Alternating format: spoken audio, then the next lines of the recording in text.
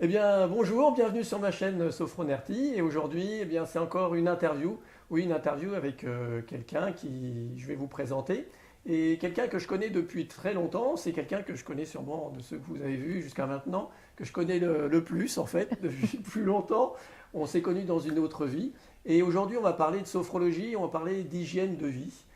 Comment la sophrologie peut rentrer dans votre hygiène de vie, dans vos habitudes, dans votre vie pour un mieux-être, pour être mieux dans votre tête et dans votre corps. Alors voilà, aujourd'hui, je vous présente Julie Buffy. Bonjour Julie. Bonjour. Alors, présente-toi, dis-nous un petit peu qui tu es, ce que tu fais. Waouh. Alors, avant, j'étais professeure de flûte traversière. Oui, Voilà. c'est comme ça qu'on s'est C'est connus. comme ça qu'on s'est connus. Et donc là, depuis quelque temps, depuis 1 an, je suis pleinement sophrologue, hygiéniste et magnétiseuse. Ouais. Voilà, j'ai ouvert mon cabinet et donc ce sont les 3 techniques auxquelles je me suis formée et que j'essaye aujourd'hui d'articuler dans un accompagnement global. D'accord. Voilà. Et donc tu es sur Chartres, à côté de Chartres? À côté de Chartres, sur Saint-Aubin-des-Bois. D'accord. Voilà. Donc tu as un cabinet là-bas. Voilà. Bon. Petit village très calme à côté de la forêt. Alors pour toi, justement, comment ton parcours un petit peu, tu en es arrivé là, de la flûte traversière jusqu'à la sophrologie, l'hygiénisme et le magnétisme? Et oui. Bah, après, c'est un parcours de vie très perso. C'est vrai que euh, la musique, ça a été pour moi quelque chose d'hyper important et en même temps d'hyper difficile. Il y a eu énormément d'embûches. Enfin, j'étais toujours hyper stressée avant de monter sur scène. C'était hyper difficile. Enfin, voilà, je me mettais dans des états pas possibles. Ouais. Et donc, il y a pas mal de symptômes qui se mettaient en place avant les concerts, des maux de gorge, des aphtes, des insomnies terribles. Donc, voilà, déjà, c'était une période qui était pas évidente pour ça. Et à un moment donné, je me suis dit, mais enfin, c'est pas possible, quoi. La musique, c'est mon métier, et puis les concerts, c'est hyper dur. Il faut que tu fasses quelque chose. Donc là, j'ai commencé à suivre des psychothérapies, et j'ai découvert la sophrologie. Voilà. Ok. Et donc, ça m'a apporté tellement de choses que, à un moment donné, je me suis dit, ce serait vraiment chouette de pouvoir partager ça. Et puis, c'est quelque chose aussi je me disais, c'est un métier dans lequel je peux aider les autres et sans m'user, en me rechargeant aussi moi-même. D'accord. Voilà, et ça c'était important. Parce que là moi ça faisait, quand j'ai commencé la sophrologie, ça faisait 10 ans que j'étais en fatigue chronique. Voilà, c'était l'épuisement constant. Et là c'était hyper important pour moi de retrouver quelque chose dans lequel je puisse prendre plus soin de moi aussi. Ouais. Moi, je pense qu'on a un peu le même parcours de beaucoup de sophrologues ou Mm. du genre de thérapeutes. Le stress, oui, moi aussi, c'est quelque chose que je connais bien. Et voilà, on cherche des outils, on trouve des choses et puis ça nous parle. Et Ouais. voilà, après, il y a le fait de vouloir aider les autres. Et du coup, Mm. après, on arrive à faire ce métier-là. C'est ça. Voilà. Et du coup, comment l'hygiénisme est venu après ou Ouais. comment c'est... Alors, l'hygiénisme, j'ai commencé à m'interroger sur l'alimentation il y a déjà beaucoup de temps. Et je me suis fait rattraper par des réflexes pas forcément très sains à un moment donné. Et j'ai eu des soucis de santé. La médecine allopathique, ma médecin m'a dit, écoutez, moi je vous donne ce traitement, mais ça va revenir. Et alors pour moi c'était inacceptable. Ouais. Comment on peut pas me guérir, quoi? Mais non, mais ça c'est pas possible. Ça va revenir. C'était inentendable pour moi. Mm. Donc à partir de ce moment-là, j'ai commencé à, à consacrer énormément de temps à chercher des solutions, chercher pour moi. Et j'ai trouvé cette solution déjà de l'alimentation. Je me suis posé beaucoup la question de l'alimentation. Et j'ai été consultée à droite, à gauche, voilà. Et j'ai eu une expérience qui a un peu orienté la suite. C'est que j'ai eu un rendez-vous chez une naturopathe Alors, D'accord. c'est pas du tout pour décrier les naturopathes, hein, pas du tout. Mais il se trouve que là, je suis sortie de cette consultation et j'en ai eu pour presque 200 € de compléments alimentaires et ça ne m'a strictement rien fait. Voilà, donc c'est juste pour moi, hein, D'accord. il y a Oui, parce que des moi j'ai gens. une expérience différente. Voilà, non mais c'est ça. Voilà. En tout cas, moi, ça ne m'a rien fait et ça n'a fait que renforcer ma colère. Je me suis dit, mais non, mais bon, c'est encore pas ça. Et j'avais vraiment envie j'avais cette intime conviction que le corps est capable de se débrouiller seul et sans avoir des ajouts, des compléments alimentaires. Enfin, je me dis, si on est dépendant de tout ça, mais en fait, on vit plus, quoi. Enfin, si je dois veiller à prendre toujours mon cachet à telle heure, ou mon truc, ou ma décoction, ou je ne sais quoi, enfin, on va pas pouvoir y arriver. Ouais. Enfin, en tout cas, moi, j'avais pas envie d'être dépendante de quoi que ce soit. Voilà, je suis du genre à avoir du mal à rester assidue à un truc aussi. Ouais, mais enfin, je trouve que dans la sophrologie, il y a ce côté aussi autonomie qu'on recherche. Et je pense qu'il est Ouais, important, c'est l'autonomie. On cherche aussi à être autonome et ouais. apporter cette autonomie aux gens aujourd'hui.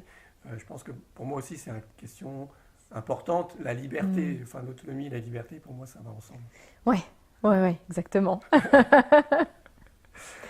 Et donc, l'hygiénisme répondait à ce questionnement-là. Parce qu'en fait, dans l'hygiénisme, c'est justement comment avoir une hygiène de vie qui permette au corps, qui te permette d'être autonome. Mm. Donc, c'est allier, avoir un juste équilibre entre son alimentation, le contenu de son alimentation, avoir un contenu adapté, et des périodes de jeûne. Voilà, c'est comment trouver un juste équilibre entre les périodes d'alimentation, les périodes de repos, les périodes d'activité physique, les périodes où tu vas, pareil, à nouveau se reposer. Donc après, on va voir que dans le repos, il y a plusieurs types de repos. Ouais. Le repos digestif, le repos simple, et après le repos relaxation, méditation, voilà, D'accord. tout ce qui s'ensuit. Et voilà, enfin, en tout cas, moi, ça répondait beaucoup plus. Parler. Ouais, ouais, ouais. D'accord. Oui, non, c'est sûr que de toute façon, l'alimentation, c'est la base pour moi aussi. Je pense que c'est quelque chose d'important. On ne peut pas vouloir être bien dans son corps si on ne fait pas attention à ce qu'on met dans son corps, donc ce qu'on mange. Ouais, c'est Voilà. ça. Et puis le jeûne, on en a déjà discuté, mais c'est quelque chose qu'on reverra peut-être plus en détail sur la chaîne. Et moi, je ferai peut-être Mm. une petite expérience parce que j'ai vraiment envie d'expérimenter ça. Et les gens, voilà, Mm. c'est ça, essayer d'expérimenter. Ce que dit Julie, on essaye, Mm. on teste, chacun, on est tous différents. Et du coup, c'est ce qui est intéressant d'expérimenter pour soi et de voir un petit peu ce qui marche pas. Voilà, voir vraiment ce qui nous convient. Et surtout, voilà, c'est vraiment important de dire que c'est très individuel, quoi. Ouais, Très, très, très individuel. ouais. On ne peut pas donner des conseils génériques qui, qui pourraient prévaloir pour tout le monde. Moi, ça me semble vraiment impossible de faire ça. D'accord. Et maintenant, alors, les gens, ils viennent te voir pour quelles raisons quand ils viennent te voir? Quelles sont les raisons principales? C'est très varié. Il y a des personnes qui viennent me voir principalement pour l'alimentation, Ouais. mais pour le côté plus sophrologie et magnétisme, là c'est plus des personnes qui viennent pour un accompagnement dans une transition de vie, par exemple. Mhm. Après, pour moi, vraiment, tout est lié. Et ce que j'aime faire, c'est de l'accompagnement global. C'est-à-dire un accompagnement sur la sphère émotionnelle, psychologique, un accompagnement sur la sphère énergétique, un accompagnement sur la sphère alimentaire. En fait, tout va avoir un impact sur le reste. C'est-à-dire que je peux m'alimenter correctement, n'empêche si j'ai un travail qui me prend énormément de temps et qui me fatigue énormément, l'alimentation, ça va être déjà mieux, mais ça ne va pas tout solutionner. Pour moi, il y a vraiment notre vie, notre mode de vie global qui est à modifier. Oui, c'est vrai que Voilà. tous les domaines de la vie, eh bien, il y a des choses à faire dessus, à travailler, à améliorer C'est ça. pour un mieux-être global. Voilà. C'est ça. D'accord. Et moi, ce que j'aime, c'est vraiment accompagner les gens vers, vers ce qu'ils souhaitent être, quoi. Ouais, Voilà.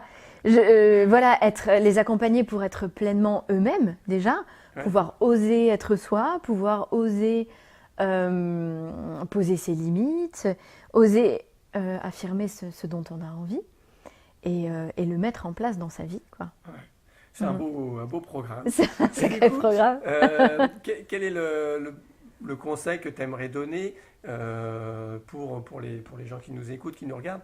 Est-ce qu'il y aurait un conseil que tu leur donnerais? Pour moi, il y a beaucoup de choses qui vont découler de la confiance qu'on peut avoir en soi. Et c'est cette confiance qui va nous amener justement à affirmer ce qu'on souhaite. Pour moi, il y a beaucoup de choses qui ne se mettent pas en place dans la vie des gens à cause de freins, à cause de croyances. Mais oui, mais avec mon travail, je ne peux pas manger comme ça. Oui, mais avec mon travail, je ne peux pas. Ok, mais est-ce que ton travail, il te convient? Mais est-ce que ta vie conjugale, elle te convient complètement? C'est en fait avoir suffisamment de confiance pour arrêter de penser que tout le monde va te laisser tomber si tu te mets à demander ce que tu souhaites, quoi. Ouais. Voilà. Avoir confiance d'être soi. Ouais. Ouais, j'aime bien ça. C'est la confiance et l'estime de soi, en fait. Comment on se regarde soi-même, en fait. Moi, souvent j'aime bien dire, j'essaye d'accompagner les gens et leur proposer des choses pour qu'ils apprennent à devenir leur meilleur ami. C'est vrai que souvent on va pas bien, ou il y a des choses, on se tourne vers un meilleur ami ou une meilleure amie qui, elle, va vous dire bah, c'est pas grave, c'est bon, tu as fait de ton mieux. Et de nous-mêmes, essayer d'avoir cette attitude-là et d'être un peu notre meilleur ami comme ça. Ouais. Et je trouve que c'est ça. Dans la confiance en soi, dans l'estime de soi, je pense que c'est un facteur qui est important pour moi. Et toi, tu disais, c'est vrai que la globalité est importante. Prendre soin de l'ensemble de la personne. Ouais.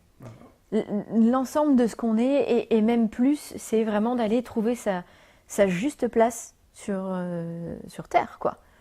D'aller chercher vraiment ce pourquoi on est fait, ce qui nous anime, ce qui est voilà, notre place globale, quoi. Sa juste place sur Terre. Ouais. Je note. Très joli, très joli.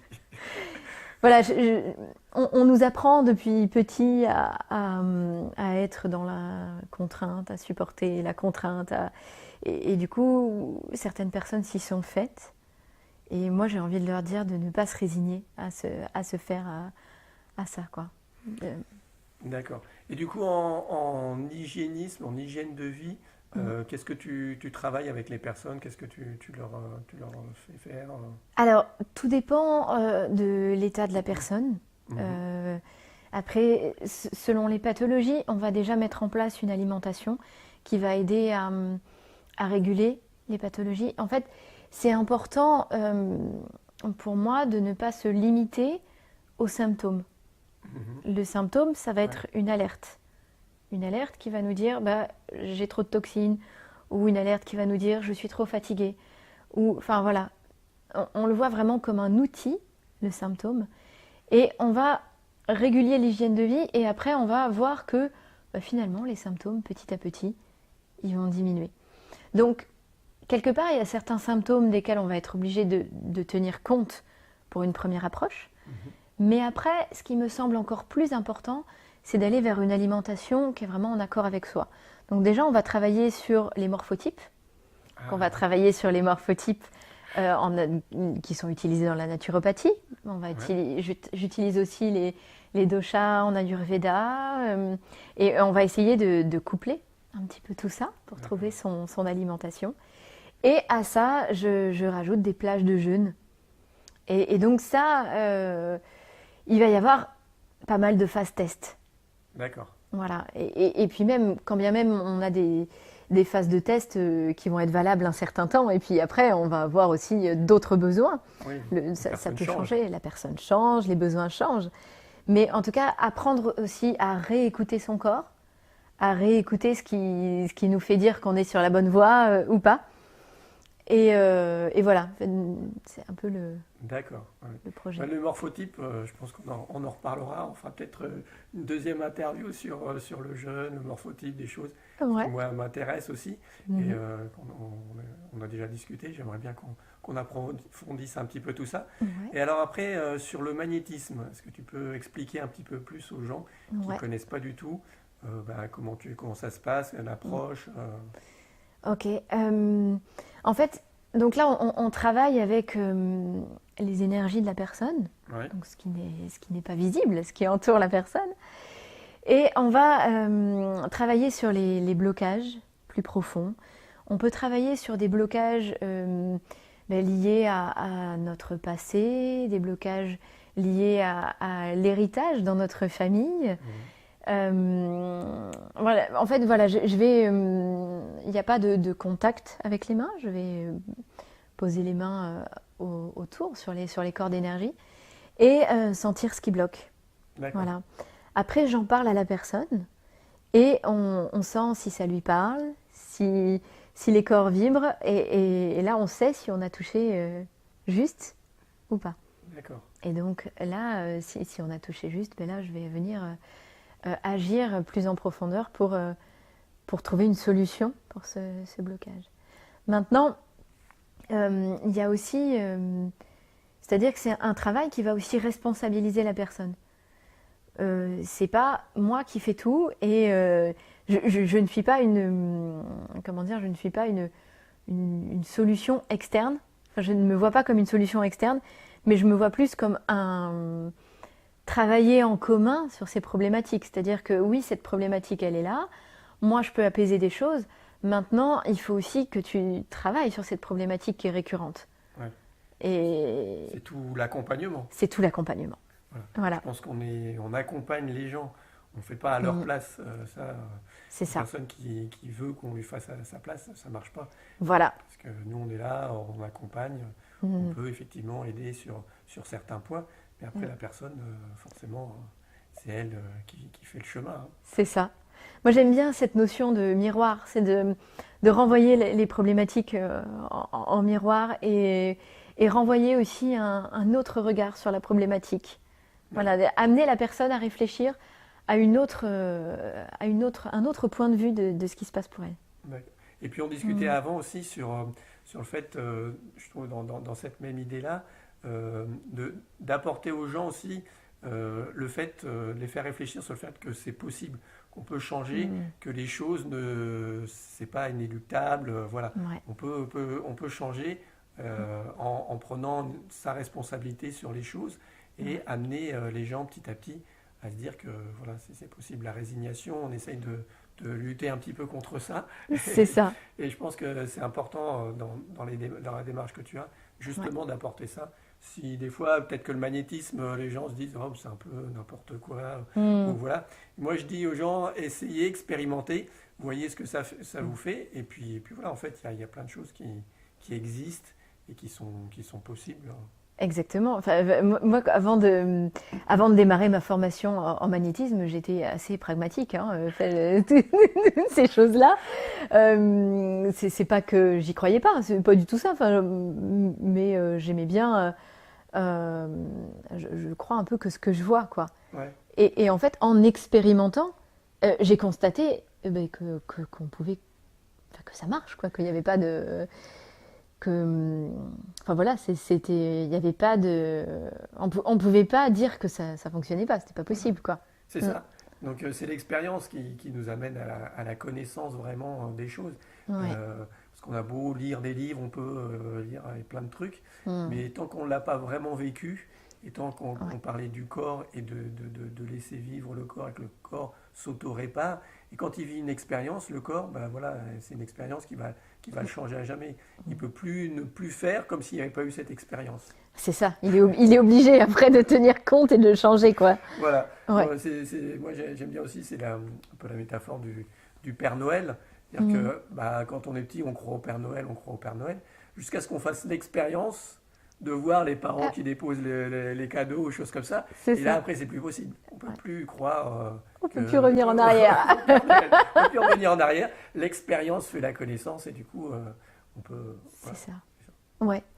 Bon. L'expérience et pour moi, c'est aussi hyper important d'augmenter sa conscience des choses. Ouais. Voilà. Ouais. L'augmentation de la conscience, ça me fait penser à un truc.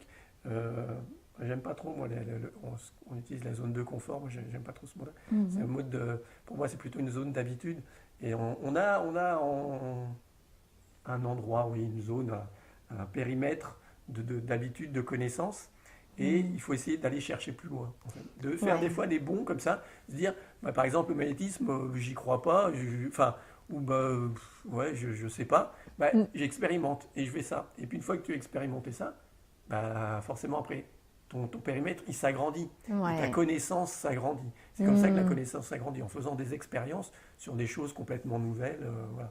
Ouais. Alors, on parlait avec lancer des petits défis, faire des choses que vous n'avez pas l'habitude, voilà, changer des habitudes. Ouais. Si on veut changer de vie, changer sa perception des choses et sa connaissance, bah, il faut changer, quoi. Il faut faire des choses nouvelles. Ouais, on est obligé d'aller regarder plus loin. Ouais, c'est important. Bon. Où on peut te trouver, est-ce que tu peux nous dire, je vous mettrai tout en dessous, hein, les liens pour retrouver Julie, mais où on peut te retrouver, est-ce que tu as des ateliers Oui, alors, donc les consultations individuelles se déroulent à Saint-Aubin-des-Bois. Oui. Je fais aussi un atelier collectif à Saint-Aubin-des-Bois, le jeudi soir. Je fais un atelier de sophrologie. Un atelier de sophrologie, oui, tu fais bien de préciser. Je fais des ateliers aussi à la salle de fitness Croafit à Courville, des ateliers à Maintenon avec l'association C'est Clair. Je fais des ateliers aussi à l'UC le samedi, sophrologie, matin et après-midi. Et après, de manière plus ponctuelle, il y a des ateliers sur l'alimentation, les ateliers sur les morphotypes. Bientôt, je vais mettre en place les ateliers sur l'Ayurveda aussi. Et là, j'ai envie pour cette année, je suis en train de mettre en place... Un projet. Ah ouais. Super. Allez, vas-y, parle-nous du projet. J'ai envie de créer des petites journées pour expérimenter le jeûne. Voilà, une journée où on se retrouve, voilà, proposer des ateliers de sophrologie, mais tout en expérimentant le jeûne. Voilà. Un peu mon premier jeûne ensemble, quoi. Ouais, bon. Bah, super. C'était sympa de t'avoir. J'espère que les gens, si vous avez aimé, vous likez, vous partagez, vous commentez. Surtout, n'oubliez pas de vous abonner à la chaîne. Et puis, faites sonner la petite cloche pour avoir les notifications. Je vous remettrai donc le site de Julie. C'est ton site, ça s'appelle? Alors, c'est www.sophrojulie.fr. Sophrojulie. Voilà. Et le Facebook, Julie Buffy, accompagnement en développement personnel et hygiène de vie. Voilà, je vous mettrai tout ça. Bon, merci Julie. Merci à toi de m'avoir invitée. À bientôt, j'espère. À bientôt. Salut.